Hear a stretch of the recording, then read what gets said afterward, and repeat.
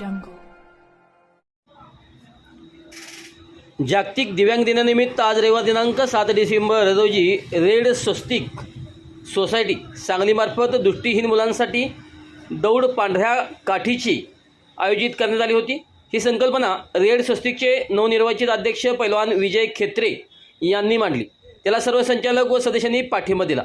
यामध्ये रेड स्वस्तिकचे राष्ट्रीय उपाध्यक्ष अर्कित प्रमोद चौले व संचालक प्राध्यापक नारायण उंटवाले यांनी मार्गदर्शन केले। श्री विशाल लोहार, प्राध्यापक तुकाराम मेटकरी, प्राध्यापक MS राजपूत, उद्योजक श्रीकांत तारेकर, श्री धनंजय जाधव, श्री विजय कोळेकर, प्राचार्य रमेश चराटे, इंजिनियर चंद्रकांत देशमुख, इंजिनियर चिदंबर कोटीभास्कर, श्री विश्वास पाटील यांचे सहकार लाभले।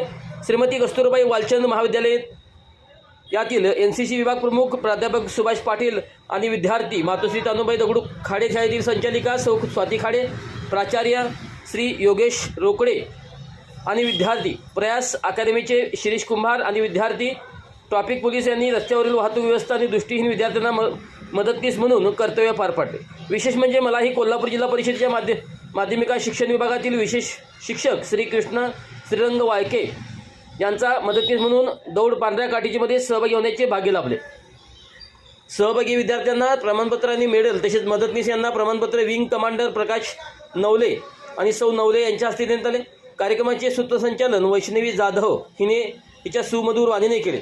सदर दौडसाठी आभामाया foundation, Utkarsh Bhojanalaya, Swami Vivekananda hospital Bamnoli, hotel Rahmatulla, Inner Wheel club, Swargandha Sanskritik Manch यांनी सहयोगी संस्था म्हणून काम केले आहे।